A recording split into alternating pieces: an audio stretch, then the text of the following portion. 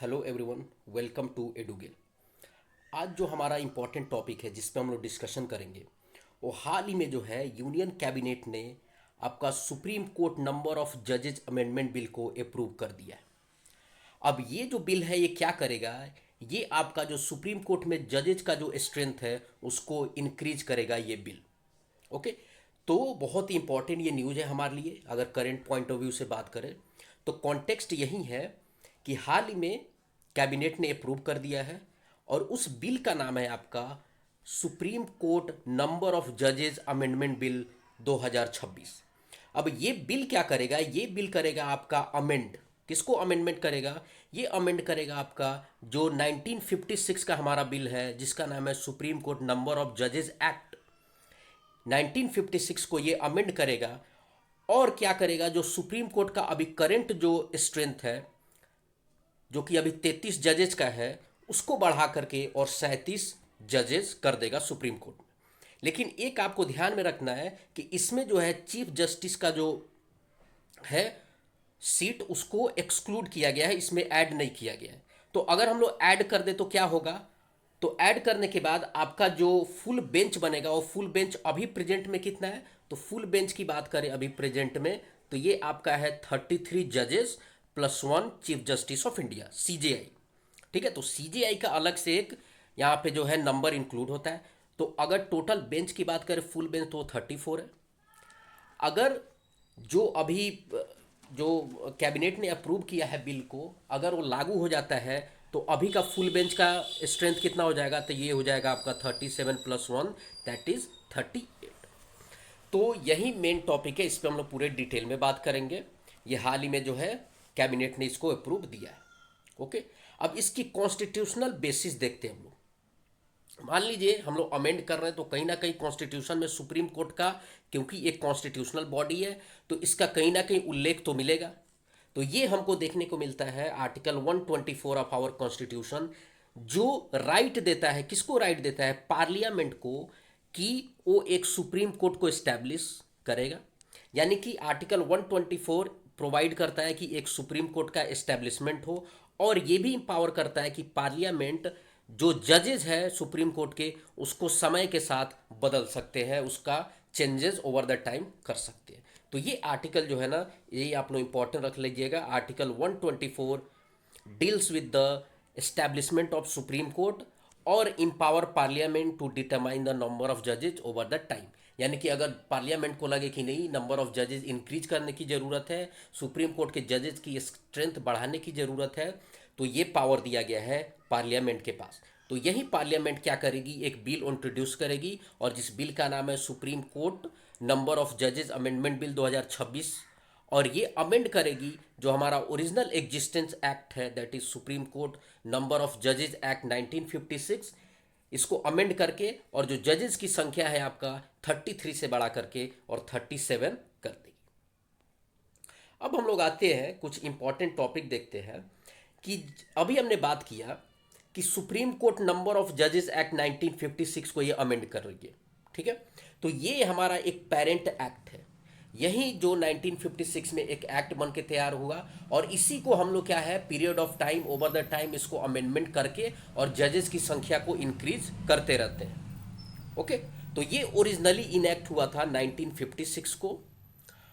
और क्या है, ये प्रिस्क्राइब करता है कि मैक्सिमम नंबर ऑफ जजेस एक्सक्लूडिंग सीजेआई, इसमें सीजेआई क्या है, एक्सक्लूडेड है यानी शामिल नहीं है, that can seat on the supreme court bench, जो सुप्रीम कोर्ट के बेंच पे बैठेंगे। तो ये 1956 में ये एक्ट आया था और इसको जो है मल्टीपल टाइम अमेंड किया गया और मल्टीपल टाइम अमेंड करके और क्या किया गया कि जजेस की संख्या को हमेशा ओवर द टाइम बढ़ाते जाया गया। और अभी जो है अभी इसको बढ़ा करके 33 से 37 कर दिया गया। और ध्यान में ये रखना है कि इसमें जो सीजेआई की जो सीट है वो एक्सक्लूडेड है, इसमें शामिल नहीं किया गया। तो फुल बेंच क्या हो जाएगा, जैसे हमने पहले डिस्कस किया कि जब ये इंप्लीमेंट हो जाएगा, जब ये बिल पास हो जाएगा तो ये आपका फुल बेंच हो जाएगा 38, यानी कि 37 ये वाला एंड प्लस वन सीजेआई का सीट। ओके, तो ये आप लोग जो है जो पेरेंट एक्ट है जिसको बार बार अमेंड करके सीट बढ़ाया जा रहा है, तो ये चीज़ें आपको ध्यान में रखनी है। तो ये आपका कुछ ग्राफिकल रिप्रेजेंटेशन हो गया। अभी प्रपोज कितना किया गया है? अभी लगभग 4 प्रपोज किया गया है। पहले तो 33 था पहले से, और प्रपोज ये किया गया है कि 4 और जो है सुप्रीम कोर्ट में जजेस की संख्या बढ़ाने की ज़रूरत है। तो इस हिसाब से ये जो पेरेंट हमारा एक्ट है उसको अमेंडमेंट किया जा रहा। अब हम लोग जो थोड़े हैं ना कुछ इंपॉर्टेंट पॉइंट देखते हैं कि ये कैसे इवॉल्व हुआ। स्टार्टिंग में अगर बात करें तो कितने सीटें थी, सुप्रीम कोर्ट के जजेस की संख्या कितनी थी, उसके बाद कैसे कैसे ये इवॉल्व होकर के और आज 37 तक पहुंची है। तो अगर हम लोग देखें तो 1950 में क्या होता है, 1950 में जो कॉन्स्टिट्यूशन है एडॉप्ट होता है, उसके बाद सुप्रीम कोर्ट का गठन की होता है। ठीक है, तो 1950 में क्या होता है, आपका कॉन्स्टिट्यूशन को एडॉप्ट किया जाता है, सुप्रीम कोर्ट का गठन किया जाता है, और इनिशियल जो स्ट्रेंथ रखा गया था 8, और इस 8 में आपका था 7 जजेस प्लस 1 सीजीआई। ठीक है, तो स्टार्टिंग में बात करें जब सुप्रीम कोर्ट का एस्टेब्लिशमेंट ही हुआ था 1950 में, तब कितने जजेस थे? 8 जजेस थे, इंक्लूडिंग सीजीआई। इस 8 में सीजीआई भी इंक्लूड थे। अगर केवल और केवल जजेस की बात करें तो 7 था। उसके बाद क्या होता है कि जो सुप्रीम कोर्ट नंबर ऑफ जजेस एक्ट जो अभी हमने पढ़ा 1956, ये बिल इंट्रोड्यूस किया जाता है 1956 में, और ये बिल को पास करा करके एक्ट बनाया जाता है, और यही एक्ट को हम लोग बार बार अमेंड कर रहे हैं। और यही जो है फर्स्ट स्टैट्यूटरी कोडिफिकेशन ऑफ जजेज स्ट्रेंथ हुआ। और ये जो जजेस थे, ये 7 जो था जजेस, उसको बढ़ा करके क्या कितना किया गया, ये किया गया 10 जजेस। ठीक है, और ये ध्यान में रखिएगा कि ये 10 जजेस में आपके सीजीआई इंक्लूड नहीं है, तो ये 10 सिर्फ और सिर्फ जजेज एक्सक्लूडिंग जजेज, ये ध्यान में रखिएगा। इसमें +1 हम लोग सीजीआई को ऐड नहीं करेंगे। तो इवोल्यूशन कैसे हो रहा है? 1950 में ये आपका नंबर कितना था? 1950 में ये आपका नंबर था 7। इसके बाद आपका 1956 में ये हो जाता है 10। यहाँ मैंने अलग से भी एक आपका डेटा दे रखा है, ये हो जाता है 10। फिर उसके बाद क्या होता है कि 1960 में देखने को मिलता है कि फिर सुप्रीम कोर्ट नंबर ऑफ जजेस एक्ट को अमेंड किया जाता है, और ये 10 से संख्या बढ़ा करके 17 किया जाता है। ये ध्यान में आप लोग रखते जाइए। इसमें जो सीजेआई है, चीफ जस्टिस ऑफ इंडिया का जो नंबर है वो इंक्लूड नहीं है। अगर फुल स्ट्रेंथ की बात करेंगे ना, तो फुल बेंच उसमें +1 आप लोग ऐड करते जाएंगे, सीजीआई भी, क्योंकि सीजीआई का तो रहना जरूरी है। लेकिन अभी ये जो डेटा है एक्सक्लूडिंग सीजीआई हम लोग बात कर रहे हैं। तो 1977 में क्या होता है, सॉरी 1960 में ये कितना हो जाता है, 10 से बढ़ा करके 13 कर दिया जाता है। 1960 में इसको 10 से बढ़ाकर 13 कर दिया जाता है। फिर 1977 में सेकेंड इंक्रीज देखने को मिलता है, दूसरी बार बढ़ाया जाता है, यानी दूसरी बार जो है सुप्रीम कोर्ट नंबर ऑफ जजेस एक्ट को अमेंड किया जाता है, और ये 13 से संख्या बढ़ा करके क्या कर दिया जाता है, आपका 17 कर दिया जाता है। और ये कब होता है, तो ये आपका पोस्ट इमरजेंसी पीरियड की बात हो रही है यहाँ पे। ठीक है, ये इमरजेंसी के बाद वाली चीज है। फिर उसके बाद थर्ड इंक्रीज देखने को मिलता है कब, 1986 में, और फिर इसमें जो 17 जजेस थे उसको बढ़ा करके 25 जजेस कर दिया जाता है एक्सक्लूडिंग सीजेआई। फिर फोर्थ इंक्रीज देखने को मिला, यानी फोर्थ टाइम ये जो 1956 का बिल है, जो एक्ट बन गया था सुप्रीम कोर्ट नंबर ऑफ जजेस एक्ट 1956, फिर उसको फोर्थ टाइम अमेंड किया जाता है, और फिर जजेस की संख्या बढ़ा करके कितनी कर दी जाती है, 30। फिर अगेन फिफ्थ टाइम इंक्रीज होता है, और फिर 2019 में क्या होता है कि जजेस की संख्या बढ़ाई जाती है, और ये जजेस की संख्या जो 30 थी 2008 में बढ़ा करके 33 कर दी जाती है, और 33 +1 सीजीआई के लिए, तो टोटल बेंच 34 की बन जाती है, लेकिन जजेस कितने, 33 अपॉइंट किए जाते हैं। अब जो है 2026 में कैबिनेट ने ये रिकमेंडेशन दिया है, ये एक बिल पास किया कि नहीं, अब जो सिक्स्थ टाइम इंक्रीज की ज़रूरत आ पड़ी है, जिसमें हम लोग क्या करेंगे, जो 33 जजेस अभी थे उनको बढ़ा करके हम लोग 37 करेंगे, यानी 4 और जजेस सुप्रीम कोर्ट में बढ़ाने की ज़रूरत है। और इसी को लेकर के कैबिनेट ने ये अप्रूव किया है बिल को इंट्रोड्यूस करने का पार्लियामेंट में। जब बिल आपका एक्ट बन जाएगा जो अमेंडमेंट कर देगा, तो अमेंडमेंट के बाद क्या होगा कि टोटल जजेस की संख्या हो जाएगी आपकी 37 एक्सक्लूडिंग सीजेआई, और अगर सीजेआई को लेके बात करें तो ये हो जाएगी आपकी 38 टोटल से। तो ये ऐसे इवॉल्व होता है सुप्रीम कोर्ट के स्ट्रेंथ 1950 से लेकर के और 2026 तक। अगर फ्यूचर में और ज़रूरी पड़ा तो जो सेंट्रल गवर्नमेंट है ये सुप्रीम कोर्ट नंबर ऑफ जजेस एक्ट जो 1956 है उसको अमेंड करके और जजेस की संख्या बढ़ा सकती है। अब हम लोग अगर जजेस की बात कर रहे हैं तो यहाँ पे कॉलेजियम सिस्टम पे बात करना बहुत ही इंपॉर्टेंट हो जाता है। ओके, क्योंकि जजेस का अपॉइंटमेंट जो है ये आपका कॉलेजियम सिस्टम के द्वारा ही होता है। तो इसमें कॉलेजियम सिस्टम को हम लोग डिटेल में बात करना इंपॉर्टेंट हो जाता है, क्योंकि यूपीएससी जो है या बीपीएससी इस पे डायरेक्ट क्वेश्चन पूछती है, और ये कॉलेजियम सिस्टम जो है बहुत ही रिग्रेस है, कुछ ऐसे क्लैरिफाई नहीं रहता है। एक तरीके से आप बोल सकते हैं this is the opaque opaque type of practice. तो इसको हम लोग जानते हैं कि ये कॉलेजियम सिस्टम होता क्या है एंड हाउ जजेज आर अपॉइंटेड, जजेज को कैसे अपॉइंट किया जाता है। तो सबसे पहले तो हम लोग ओरिजिन बात करेंगे। कॉलेजियम सिस्टम का ओरिजिन हमको देखने को मिलता है 3 जजेस केस। ठीक है, 3 जजेस केस होता है। एक आपका सुप्रीम कोर्ट के इतिहास में इसको लैंडमार्क जजमेंट माना जाता है, जिसमें 3 जजेस केस, एक आपका आया था 1981 में, सेकेंड आया था 1993 में एंड थर्ड आया था 1998 में। ये तीनों जजेस केस के बाद ही जो है ये कॉलेजियम सिस्टम जो है आपका एग्जिस्टेंस में आया था। अगर बात करें 1993 1993 के बीच प्रेसिडेंट जो है वो डायरेक्ट अपॉइंट करते थे जजेस को, लेकिन 1993 के बाद क्या हुआ कि कॉलेजियम सिस्टम आता है एग्जिस्टेंस में, और उसके बाद जो है प्रेसिडेंट के पावर कहीं ना कहीं डिग्रेड हो जाती है, और उसके बाद एक कॉलेजियम सिस्टम जो है आपका पिक्चर में आता है और जजेस को अपॉइंट करना चालू करते हैं, supreme court and high court के जजेस को। अब हम लोग देखते हैं कि ये फर्स्ट जजेस केस क्या है, ये तीनों को अलग अलग सेपरेट देखते हैं हम लोग, फिर पता चलेगा कि कॉलेजियम सिस्टम एग्जिस्टेंस में आया कैसे। तो ये फर्स्ट जो जज केस था, ये फर्स्ट जजेस केस का नाम आप लोग याद रख सकते हैं, SP Gupta versus union of India. ये बात हो रही है आपका 1981 में।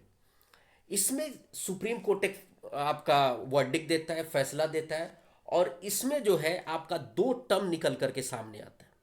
एक है कंसल्टेशन और एक है कंकरेंस। ये यहाँ पे आप लोग ध्यान में रखिएगा, 2 चीजें आती है, कौन कौन सी, एक तो कंसल्टेशन और एक आती है कंकरेंस। जिसमें क्या है, सुप्रीम कोर्ट ने क्लेरिफाई किया कि भाई कंसल्टेशन जो है, कंसल्टेशन और कॉन्करेंस का मीनिंग दोनों का अलग है। अब मैं बताता हूं क्या इसमें सुप्रीम कोर्ट का वर्डिक्ट आया था। सुप्रीम कोर्ट ने बोला था भाई कंसल्टेशन का मतलब है कि टेकिंग एडवाइस, और कॉन्करेंस का मतलब है कि भाई आपको रिक्वायरिंग अप्रूवल, रिक्वायरिंग अप्रूवल। तो ये 2 टर्म पे सुप्रीम कोर्ट ने फोकस दिया था, और ये बोला था कि government only needed to consult the CJI but it was not bound to follow the CJI opinion. यानी बोला था सुप्रीम कोर्ट ने कि भाई ये फर्स्ट जजेस केस में हम लोग ये ऑर्डर दे रहे हैं कि जो सीजेआई है अपॉइंटमेंट के टाइम में सिर्फ और सिर्फ सीजेआई का एडवाइज ले सकती है प्रेसिडेंट। ठीक है, यानी कि जो सेंट्रल गवर्नमेंट है वो सिर्फ और सिर्फ सीजेआई का एडवाइस ले सकता है। ये बिल्कुल बाउंड नहीं है, बिल्कुल बाइंडिंग नहीं है कि सीजेआई की बात मानना ही पड़ेगा सेंट्रल गवर्नमेंट को टू अपॉइंट द जजेज ऑफ सुप्रीम कोर्ट। ठीक है, लेकिन जब सेकंड जजेस केस की बात आती है तो सुप्रीम कोर्ट जो है टोटली तरह से जो 1981 का फर्स्ट जजेस केस है उसको रिवर्स कर देता है, टोटली रिवर्स कर देता है। ओके, और ये बोल देता है, सबसे पहले तो अच्छा ये जान लेते हैं कि जैसे अगर हम लोग एग्जाम में पूछ दें कि फर्स्ट जजेस केस ऑल्सो कॉल्ड, इसको क्या बोलते हैं हम लोग, तो SP Gupta versus union of Indian. इसको भी जो है जो सेकंड जजेस केस का एक पर्टिकुलर नाम है, और ये नाम है आपका supreme court advocates on record association. ये सुप्रीम कोर्ट और एओआर का मतलब है आपका advocates of record association versus union of India की बात हो रही है 1993। ठीक है, तो ये आप लोग याद रखिएगा। अब हम लोग वापस आते हैं कि इसमें क्या वर्डिक्ट देता है। तो सुप्रीम कोर्ट क्या करता है सेकंड जजेस केस में, जो फर्स्ट जजेस केस का जो रिकमेंडेशन था, जो उसका वर्डिक्ट था, टोटली रिवर्स कर दिया, टोटली उल्टा कर दिया, और उसने बोला कि नहीं भाई, the word consultation in judicial appointment would partially means concurrence of CGI. यानी कि जो पहले में बोला था उसने कि कंसल्टेशन और कंकरेंस का मतलब अलग है, कंसल्टेशन सिर्फ और सिर्फ एडवाइस की बात करता है, और कॉन्करेंस भाई अप्रूवल की भी बात करता है। तो इसमें बोलता है कि नहीं, कॉन्करेंस कहीं ना कहीं पार्शली आपका कंसल्टेशन का ही मीनिंग है, कंसल्टेशन ही है। और क्या करता है, जो सीजेआई का पावर है इसमें इंक्रीज कर देता है कि नहीं, अब जो है ना आपको सीजेआई की सहमति लेनी आवश्यक है। ओके, तो जो पहले फर्स्ट ऑर्डर में बोला था उसको रिवर्स करके और सेकंड में बोल रहा कि जो एग्जीक्यूटिव है, गवर्नमेंट है, कुड नॉट हैव फाइनल से। पहले में जो गवर्नमेंट था उसका फाइनल से था, सीजेआई का बाइंडिंग नहीं था। लेकिन सेकंड जजेस केस के बाद क्या होता है कि सीजेआई का भी से होने लगा कि नहीं, आपको इस अप्रूवल लेने की जरूरत पड़ेगी सीजेआई से। और उसके बाद क्या होता है कि judiciary got primary appointment of supreme court and high court जजेज, और यहीं से क्या होता है, आपका कॉलेजियम सिस्टम का एक तरीके से जन्म होता है। ओके, तो होप आप लोग को समझा होगा कि फर्स्ट जजेस केस में क्या वर्डिक्ट था, और सेकंड में कैसे आते आते जो सुप्रीम कोर्ट ने अपना पूरा का जजमेंट पलट दिया। और तब से क्या होने लगा कि कॉलेजियम सिस्टम में CJI and plus two senior most जजेस मिल करके और एक कॉलेजियम सिस्टम बनेगा, और फिर उसके बाद जो है supreme court and high court के जजेस का अपॉइंटमेंट होगा। तो ये जो है कॉलेजियम सिस्टम कब पिक्चर में आना शुरू हुआ, तो ये सेकेंड जजेस केस के बाद से। फिर हम लोग देखते हैं कि थर्ड जजेस केस क्या था।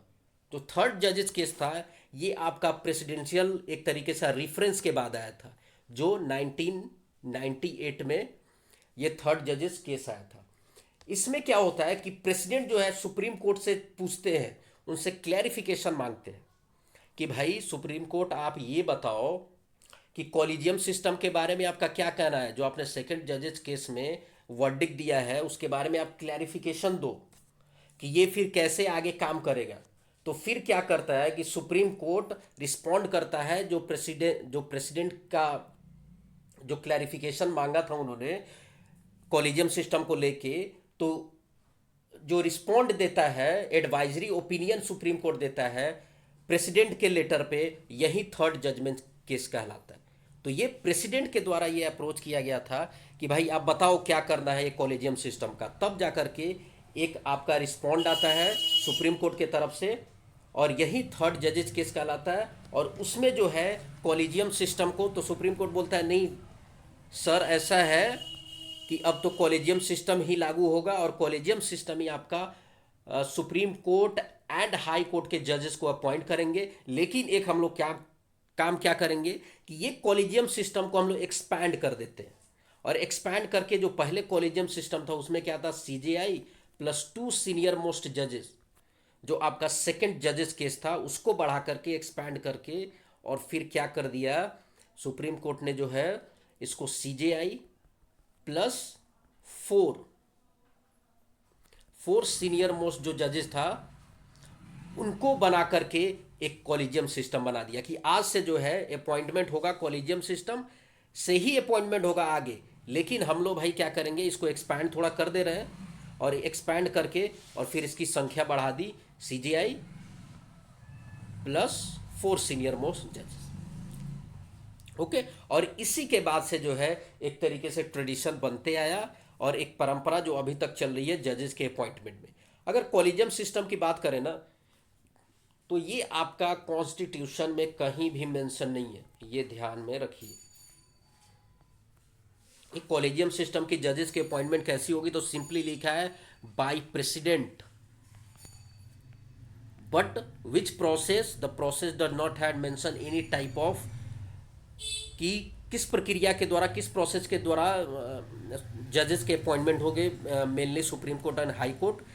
तो ये कॉलेजियम सिस्टम ये इवॉल्व होता है तीन जजेस केसेस से, जो कि संविधान में कहीं भी मेंशन नहीं है, लेकिन एक ट्रेडिशन बन गया है जिससे जजेस का अपॉइंटमेंट आजकल हो रहा है। लेकिन जब क्या होता है 2014 में एनडीए की सरकार बनती है, जब मोदी जी प्राइम मिनिस्टर बनते हैं, तो एक पार्लियामेंट में 99th अमेंडमेंट एक्ट पास किया जाता है। ठीक है, तो पार्लियामेंट पास 99th अमेंडमेंट एक्ट, जिसमें बात की जाती है एक नेशनल जुडिशियल अपॉइंटमेंट कमीशन। तो जब नया एनडीए की गवर्नमेंट बनती है तो ये बोलता है कि नहीं भाई, जजेस का जो अपॉइंटमेंट है ये तो डिस्कशनरी हो रहा है, इसमें गवर्नमेंट का भी कुछ पार्टिसिपेशन होना चाहिए। ये सिंपल और सिंपल जो है जजेस जो है खुद जजेस का अपॉइंटमेंट कर रहे हैं, तो इसलिए एनजेएसी का एक गठन किया गया 99th अमेंडमेंट एक्ट ला करके। और इसमें ये बोला गया कि क्या किया जाएगा, जो पहले आप बात कर रहे थे कि भाई ये कॉलेजियम सिस्टम होगा जिसमें सीजेआई और 4 सीनियर मोस्ट जजेज होंगे, उनके जगह पे एक 6 मेंबर का एनएजीएससी के गठन किया जाए, यानी नेशनल जुडिशियल अपॉइंटमेंट कमीशन का गठन किया जाए, जिसमें 6 मेंबर होंगे। ठीक है, और 6 आपको जो है कॉलेजियम का भी हम लोग नहीं हटा रहे, कॉलेजियम भी रहेगा, लेकिन एक चेंजेस क्या होगा कि जुडिशियरी के जो मेंबर है टोटल 6 है ना, तो 6 में आपका 3 जुडिशरी से आएंगे, आपका एक जो है ये एग्जीक्यूटिव मेंबर होगा, यानी कि जो union minister of law and justice है वो रहेंगे, और 2 जो है आपके सिविल सोसाइटी से जो प्रोमिनेंट इमिनेंट जो कानून के ज्ञाता है, जो जूरिस्ट है, उनको भी रखा जाएगा, यानी टोटल 6 मेंबर को रखा जाए। ठीक है, और फिर उसके बाद जजेस के अपॉइंट किया जाए ताकि एक ट्रांसपेरेंट प्रोसेस हो, और इसमें एक सरकार की भी भागीदारी हो, सिविल सोसाइटी की भी भागीदारी देखने को मिले, और जुडिशरी तो आप हो ही, और चेयरपर्सन आप जो है सीजीआई को ही बनाया जाएगा। लेकिन सुप्रीम कोर्ट जो है क्या करता है, इस अमेंडमेंट को स्ट्रक डाउन कर देता है, नल एंड वॉइड कर देता है, ये कह करके कि भाई ये जो है ये आपने जो 99th अमेंडमेंट एक्ट लगाया है ये बेसिक स्ट्रक्चर के खिलाफ है, ये जो सेपरेशन ऑफ पावर है ये कहीं ना कहीं इसको कॉम्प्रोमाइज करता है, इसलिए एनजीएससी को सुप्रीम कोर्ट ने स्ट्रक डाउन कर दिया।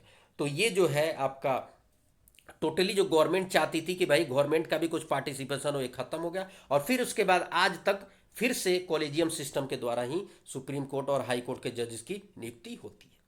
तो ये हमने पूरे डिटेल में देखा कि कैसे कॉलेजियम सिस्टम काम करता है। अब हम लोग देखते हैं कि अच्छा ये कॉलेजियम सिस्टम कैसे काम करता है। ये तो प्रोसेस हो गया कि भाई कौन करेगा, तो कॉलेजियम करेगा, एनजेसी को स्ट्रक डाउन कर दिया, तो कॉलेजियम में कौन कौन है, तो कॉलेजियम में आपका एक सीजेआई होंगे और एक 4 सीनियर मोस्ट जजेज ऑफ सुप्रीम कोर्ट। लेकिन अब प्रोसेस कैसे होता है इसको हम लोग समझते हैं। अब सबसे पहले क्या करता है, अगर जजेस के अपॉइंट करना है इन सुप्रीम कोर्ट या हाई कोर्ट, तो सबसे पहले एक प्रोसेस फॉलो की जाती है। तो कॉलेजियम क्या है, आपका नाम रिकमेंड करती है। ठीक है, ये प्रोसेस आप लोग समझिएगा कि सुप्रीम कोर्ट के जजेस के अपॉइंटमेंट कैसे होता है। तो सबसे पहले जो है आपका कॉलेजियम सिस्टम नाम रिकमेंड करती है, एक नेम रिकमेंड करेगी। अब ये जो नाम रिकमेंड करेगी ये 3-4 नाम हो सकते हैं। इस नाम को आईबी जो है आपका इंटेलिजेंस ब्यूरो, ये इसका बैकग्राउंड चेक करेगा। ठीक है, कि ये जो पर्सन है उसका इंटेलिजेंस स्तर पर जांच किया जाएगा कि कोई ऐसे उनके अगेंस्ट कुछ क्रिमिनल चार्जेस या कुछ ऐसे तो नहीं है, तो आईबी उसके बैकग्राउंड जांच करेगा। उसके बाद जांच करने के बाद क्या होगा कि ये लॉ मिनिस्ट्री के पास जाएगा। ठीक है, जो बाकी नाम जितने भी रिकमेंडेड नाम है वो लॉ मिनिस्ट्री के पास जाएगा, वो क्या करेगा, एग्जामिन करेगा, और ये रिकमेंडेशंस को आगे बढ़ाएगा प्राइम मिनिस्टर के पास। ठीक है, अब प्राइम मिनिस्टर के पास जाएगा, फिर वहां पे वो प्रेसिडेंट की एडवाइज लेंगे, प्रेसिडेंट की एडवाइज लेंगे, और उसके बाद जो है जजेस को अपॉइंट कर दिया जाएगा। लेकिन एक चीज यहां पे और हमको देखने को मिला, तो ये तो अगर कोई मान लीजिए कॉलेजियम और गवर्नमेंट के बीच अगर कुछ ऐसा प्रॉब्लम नहीं है, अगर एक ही विचार है, एक ही मत है, तो ये सिंपली अपॉइंट कर दिया। कॉलेजियम ने नाम भेजा, आईबी ने चेक किया, लॉ मिनिस्ट्री ने उसको एग्जामिन किया, और प्राइम मिनिस्टर के एडवाइस पे प्रेसिडेंट जो है उसकी नियुक्ति कर देंगे। लेकिन मान लीजिए अगर गवर्नमेंट ने ये बोला कि नहीं, आपने जो रिकमेंडेशंस भेजा है ना, इसमें हमको 1-2 नाम जो है हमको नहीं चाहिए, जो हम चाहते हैं ना उस पर आप थोड़ा विचार कीजिए, ये जो आपने रिकमेंडेशन भेजा है ये यूनियन गवर्नमेंट चाहती है कि नहीं, इस पर आप विचार कीजिए। तो गवर्नमेंट क्या कर सकती है कि आपका कॉलेजियम सिस्टम के पास एक चेंज का रिकमेंडेशन भेज सकती है। ठीक है, कि आप एक काम कीजिए, ये जो आपने नाम भेजा है ना उसको आप लोग क्या चेंज कर सकते हैं क्या। तो अगर जो कॉलेजियम में बैठे हैं, कौन बैठा है, तो सीजेआई प्लस 4 सीनियर जजेस ऑफ सुप्रीम कोर्ट, तो अगर उन्होंने माना कि नहीं भाई, अगर उन्होंने मान लिया कि ठीक है आपने जो चेंजेस हमको सजेस्ट किए हैं वो ठीक है, हम लोग चेंजेस कर देते हैं, ये जज का नाम हटा देते हैं, तब तो ठीक है। लेकिन अगर कॉलेजियम बोलता है नहीं, आपने जो रिकमेंड किया है, आपने जो चेंजेस के लिए रिकमेंडेशन दिया है वो हम लोग नहीं मानते, जो हमने भेजा है भाई उसी को आप अप्रूव कीजिए। तो फिर यहाँ पे जो यूनियन गवर्नमेंट है उसके पास कोई भी चारा नहीं बचता, कोई भी उसके पास पावर नहीं है। उनको जो कॉलेजियम के द्वारा भेजा गया है उसको कहीं ना कहीं अपॉइंट करना ही पड़ेगा। तो फिर सेंट्रल गवर्नमेंट के पास आएगा, फिर प्राइम मिनिस्टर के एडवाइस पे प्रेसिडेंट जो है फाइनली उनको कॉलेजियम के दिए हुए सजेस्टेड नाम ही आपको सिलेक्ट करने पड़ेंगे। इसलिए जो है एक कॉलेजियम सिस्टम को आपको इंटायर प्रोसेस रिमेन ओपेक, ये एक प्रकार से एक ओपेक सिस्टम ही है।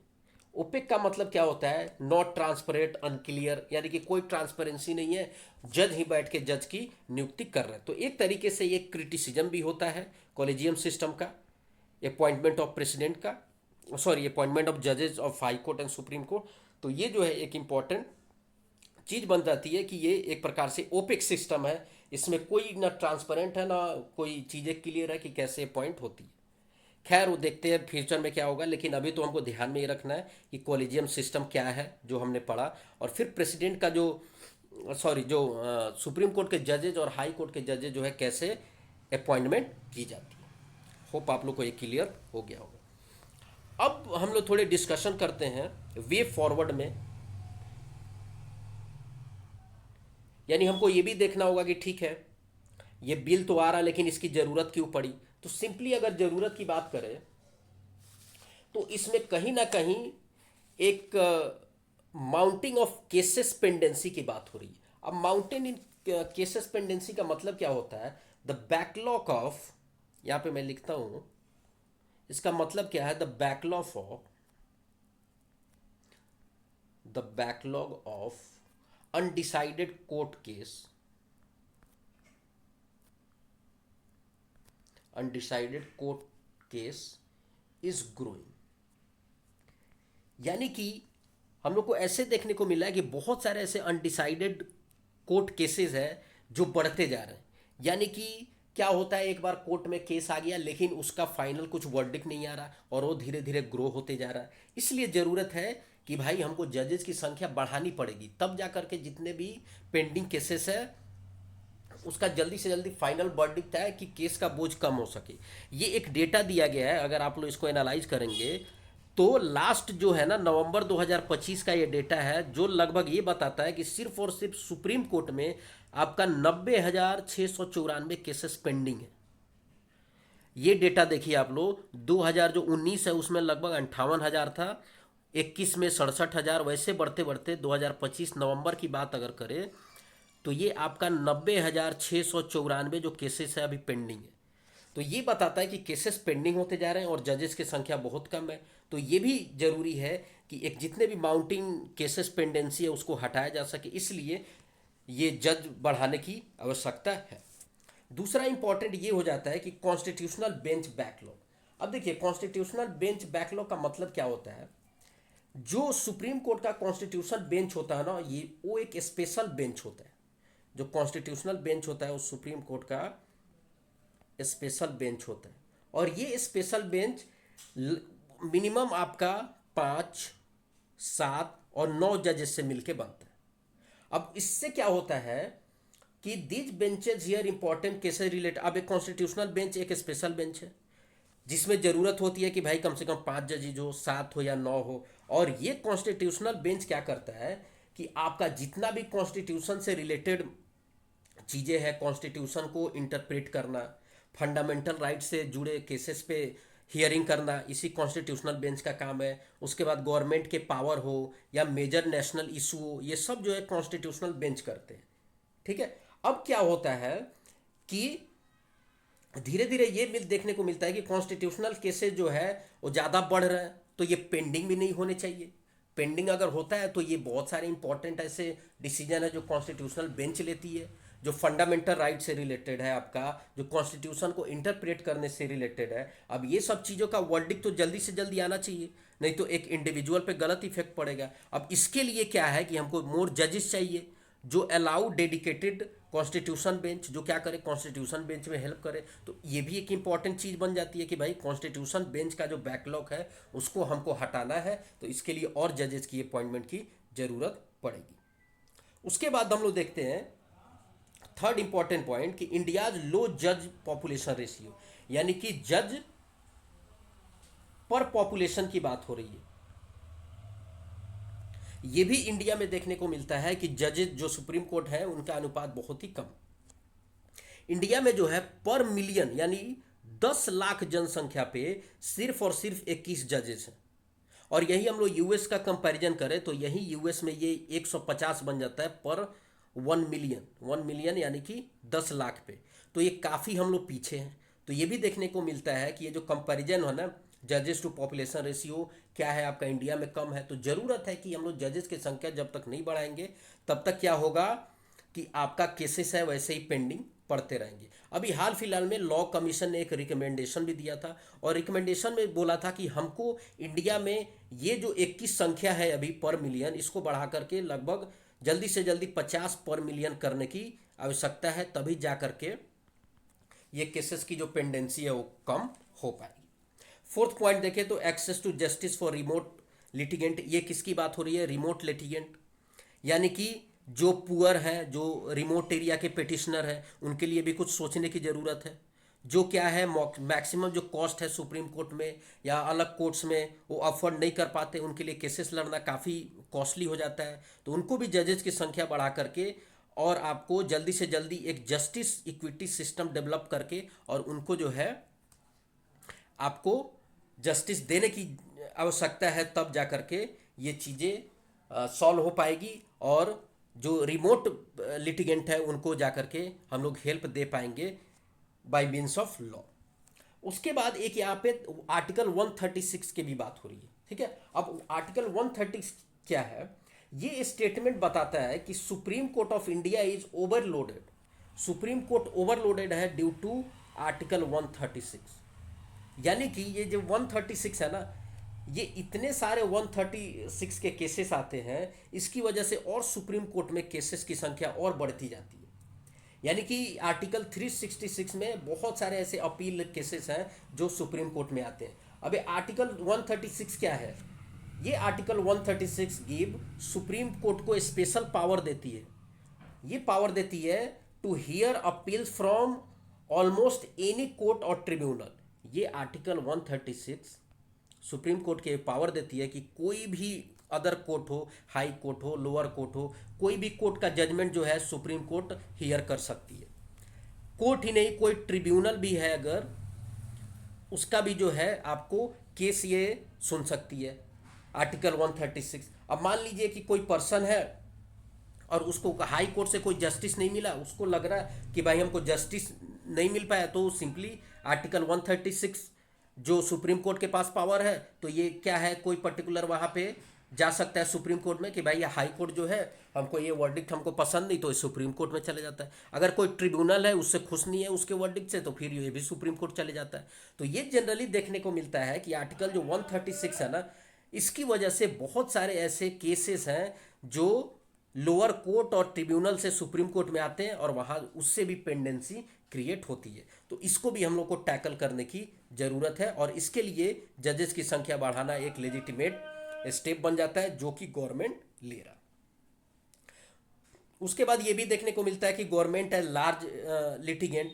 ये भी देखने को मिलता है कि गवर्नमेंट ही लार्ज लिटिगेंट है, यानी कि बहुत सारे लगभग 50% जो पेंडिंग केसेस है उसमें गवर्नमेंट ही पार्टिसिपेंट है, लिटिगेंट है। तो इसको भी देखने की ज़रूरत है, टैकल करने की ज़रूरत है। और ये सब का सॉल्यूशन है कि भाई हम लोग जुडिशियरी को स्ट्रॉन्ग करें और उसके बाद जजेस की संख्या जब तक हम लोग बढ़ाएंगे नहीं तब तक क्या होगा कि इसका सॉल्यूशन जल्दी मिल नहीं सकता। तो ये हमने जो है पूरे डिटेल में एनालाइज किया कि आखिरकार जो जजेस की संख्या को अभी सेंट्रल गवर्नमेंट ने अप्रूव किया है, जो 33 से बढ़ाकर 37 करने का प्रोविज़न लाया गया है, उससे क्या क्या बेनिफिट्स होंगे, कॉलेजियम सिस्टम क्या है और जजेस का अपॉइंटमेंट कैसे होता है। So thank you very much for discussion.